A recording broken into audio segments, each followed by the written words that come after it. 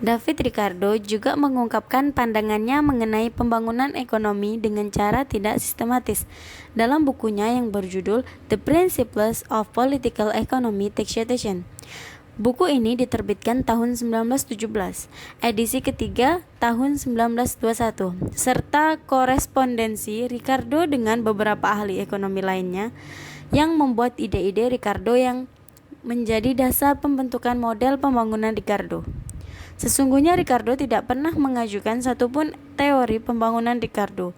Menurut Schumpeter, ia hanya mendiskusikan teori distribusi. Oleh sebab itu, analisa Ricardo merupakan analisa yang berputar atau yang memutar. Asumsi teori Ricardo yang pertama, seluruh tanah digunakan untuk produksi gandum dan angkatan kerja dalam pertanian membantu menentukan distribusi industri. Yang kedua, law of diminishing return berlaku bagi tanah. Ketiga, persediaan tanah tetap. Yang keempat, permintaan akan gandum benar-benar inelastis. Yang kelima, buruh dan modal adalah masukan yang bersifat variabel.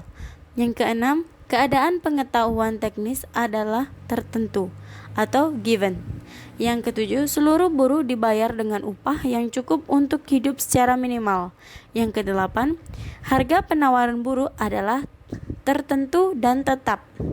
Yang kesembilan, permintaan akan buruh tergantung pada pemupukan modal dan bahwa baik harga permintaan maupun penawaran buruh tidak tergantung pada produktivitas marginal tenaga kerja. Yang ke-10, terdapat persaingan yang sempurna. Yang ke-11, pemupukan modal dihasilkan dari keuangan. Berdasarkan asumsi tersebut, Ricardo membangun teorinya tentang saling hubungan antara tiga kelompok dalam perekonomian, yaitu tuan tanah, kapitalis, dan buruh. Kepada mereka inilah keseluruhan hasil tanah dibagi-bagikan. Sementara Ricardo sendiri menulis dalam pendahuluan bukunya hasil bumi atau hasil yang si peroleh dari permukaannya dengan menggunakan buruh secara terpadu, mekanisasi dan modal dibagi-bagikan kepada tiga kelas masyarakat, yaitu pemilik tanah, pemilik stok kapital yang diperlukan bagi pengelola tanah, dan para buruh yang mengerjakan. Keseluruhan pendapatan nasional dibagi-bagikan kepada tiga kelompok tersebut, masing-masing sebagai uang sewa, keuntungan, dan upah. Pembagian sewa, keuntungan, dan upah dengan hasil gandum tertentu adil masing-masing kelompok dapat ditentukan. Sewa per unit buruh adalah perbedaan antara produk rata-rata dan produk marginal. Atau keseluruhan sewa sama dengan perbedaan antara produk rata-rata dengan produk marginal dikalikan dengan banyaknya tenaga kerja dan modal yang digunakan dalam pengelolaan tanah. Tingkat upah ditentukan oleh cadangan upah dibagi dengan jumlah buruh. Jadi, dari keseluruhan gandum yang dihasilkan dan dijual, sewa mempunyai prioritas utama dan sisanya atau hasilnya dikurangi sewa dibagi-bagikan sebagai upah dan keuntungan, sementara bunga termasuk dan keuntungan. Proses pemupukan modal. Menurut Ricardo, pemupukan modal merupakan keuntungan sebab keuntungan merupakan kekayaan yang disisihkan untuk pembentukan modal. Pemupukan modal tergantung pada dua faktor. Pertama, kemampuan untuk menabung, dan kedua, kemauan untuk menabung. Kemampuan menabung lebih penting dalam pemupukan modal. Ini tergantung pada penghasilan bersih masyarakat, yaitu sisa lebih dari keseluruhan output setelah dikurangi biaya hidup minimal buruh atau subsisten. Makin besar surplus tersebut, makin tinggi kemampuan untuk menabung. Seperti dikatakan Ricardo, dari 2 buah roti saya bisa menabung 1. Dari 4 buah roti saya bisa menabung 3. Tuan tanah dan pemilik modal menanam modal melalui lebih. Ini besarnya surplus tergantung pada tingkat keuntungan. 1. Tingkat keuntungan. Tingkat keuntungan sama dengan keuntungan atau upah. Keuntungan dibagi upah. Tingkat keuntungan dengan rasio keuntungan terhadap modal yang digunakan. Tetapi karena modal hanya terdiri dari modal kerja, maka keuntungan sama dengan rekening upah. Sepanjang tingkat keuntungan positif, pemupukan modal akan berlanjut. Angkatan kerja akan tumbuh secara proporsional dan cadangan upah keseluruhan akan meningkat pula. Dalam gandum tergantung pada kesuburan tanah secara marginal. Dalam hal ini ada hubungan terbalik antara keuntungan dengan upah dan upah naik atau turun sesuai dengan harga gandum. Apabila terdapat perbaikan dalam pertanian, pengurangan konsumsi meningkat, atau dengan menggunakan mesin dan penghemat buruh, tanah menghasilkan produksi yang lebih banyak. Hal ini menyebabkan harga gandum turun, sebagai akibatnya upah minimal juga turun. Tapi keuntungan naik dan pemupukan modal akan menjadi lebih banyak. Dan ini akan menaikkan permintaan akan buruh dan tingkat upah akan meningkat. Pada gilirannya, ia akan meningkatkan jumlah penduduk, permintaan akan gandum dan harganya. Jadi upah akan naik dan keuntungan akan turun. 2. Kenaikan upah. Ricardo mencoba menunjukkan bahwa hanya dalam kondisi lain pemupukan modal akan mengurangi keuntungan. Di dalam sistem Ricardo, upah memainkan peranan aktif dalam menentukan pendapatan antara modal dengan buruh. Tingkat upah meningkat bila barang yang dibutuhkan buruh meningkat. Barang yang dikonsumsi oleh buruh sebagian besar hasil pertanian. Kalau permintaan akan makanan meningkat, maka tanah yang kurang subur lalu digarap. Karena itu, untuk menghasilkan satu unit produk, dibutuhkan buruh lebih banyak. Permintaan terhadap buruh mulai meningkat, sehingga menaikkan upah. Lebih baik lagi, untuk mengejar meningkatkan biaya kehidupan, upah uang juga akan terus meningkat. Jadi, upah akan naik dengan meningkatnya harga gandum, dan kemudian keuntungan akan berkurang. Dalam keadaan serupa ini, sewa juga akan meningkat yang menyerap kenaikan harga gandum. Karena upah juga naik, maka rasio para pemilik modal berkurang. Kecenderungan dan berlawanan ini pada akhirnya menghambat pemupukan. 3. Berkurangnya keuntungan pada industri lain. Menurut Ricardo, keuntungan petani menentukan keuntungan seluruh usaha yang lain. Karena itu, tingkat keuntungan uang yang diperoleh dari modal harus sama-sama dengan keseimbangan, baik dalam pertanian ataupun dalam industri. Dalam industri manufaktur, gandum digunakan sebagai input, dan kesetaraan dalam tingkat keuntungan timbul melalui hubungan positif antar harga barang industri dengan gandum. Jadi, bila tingkat keuntungan pada sektor pertanian menurun, begitu juga tingkat keuntungan pada sektor industri pabrik. Sebab, dengan naiknya harga gandum, industri akan terpaksa menaikkan upah buruh, yang berarti mengurangi keuntungan. Jadi, harga gandum menentukan tingkat keuntungan dalam industri. Apabila keuntungan dalam sektor pertanian menurun, keuntungan dari usaha lain juga akan menurun. Sumber lain pemupukan modal. Menurut Ricardo, pembangunan ekonomi tergantung pada perbedaan antara produksi dan konsumsi.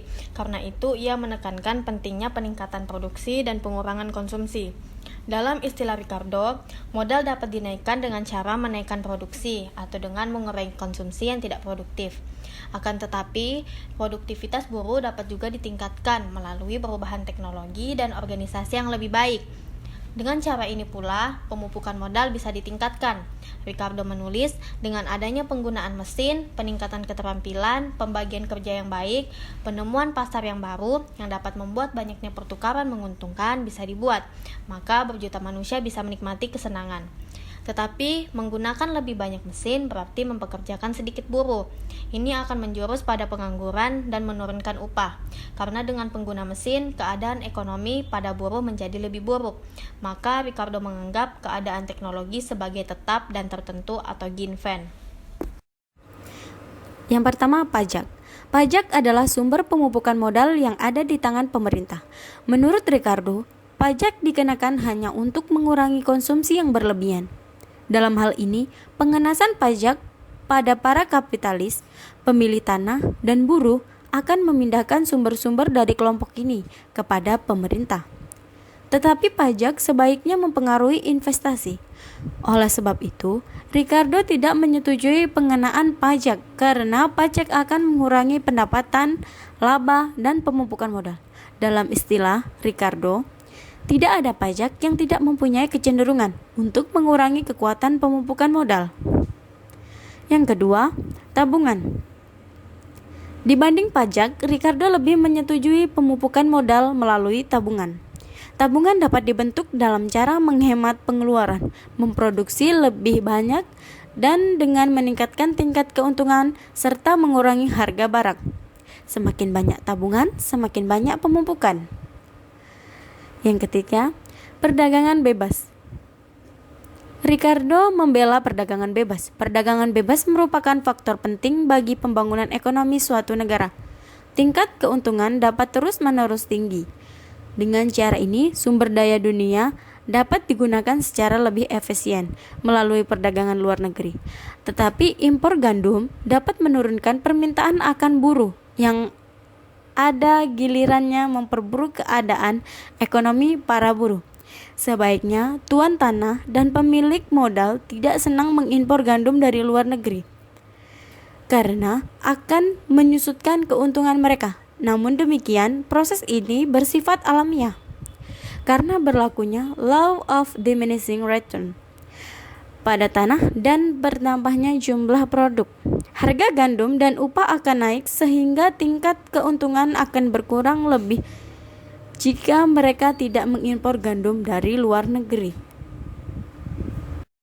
Keadaan stasioner. Menurut Ricardo, ada kecenderungan alamiah bahwa tingkat keuntungan akan menurun dalam perekonomian, sehingga negara akhirnya mencapai keadaan stasioner.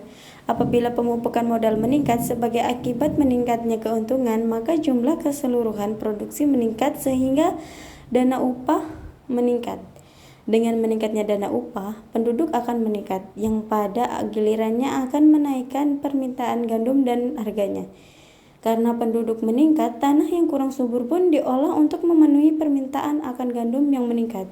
Sewa pada tanah yang subur naik dan menyerap bagian yang lebih besar dari output yang dihasilkan dari tanah. Ini mengurangi bagian pemilik modal dan buruh. Keuntungan menurun dan upah cenderung jatuh ke tingkat yang cukup untuk hidup secara minimal. Proses naiknya sewa dan menurunnya keuntungan ini berlanjut terus sampai output dari tambahan tanah mempunyai upah minimal dari buruh yang dipekerjakan. Akhirnya keuntungan adalah nol. Tibalah apa yang disebut sebagai keadaan stasioner. Dalam keadaan ini pemupukan modal berhenti. Penduduk tidak bertambah, tingkat upah berada pada tingkat yang cukup untuk hidup sementara oleh kemajuan teknik.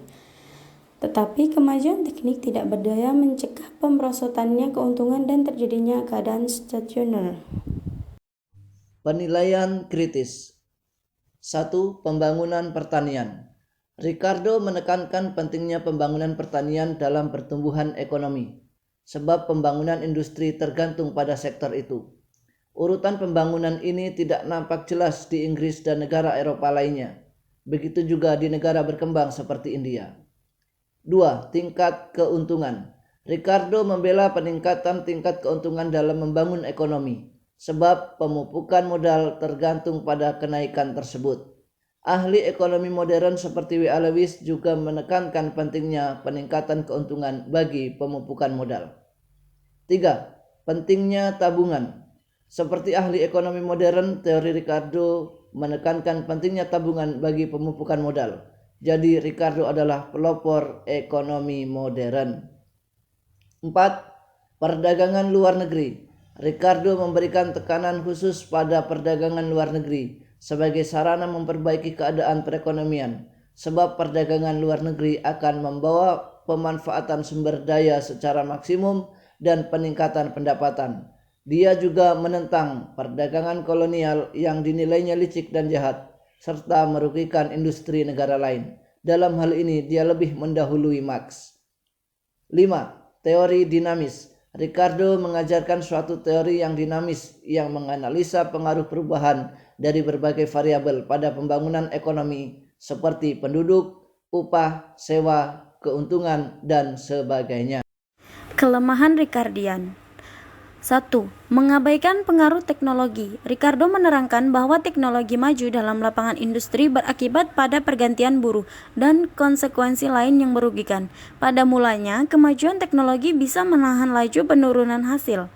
Tetapi akhirnya bila pengaruh kemajuan teknologi dalam menahan penurunannya hasil tanah. Kedua, pengertian yang salah tentang keadaan stasioner.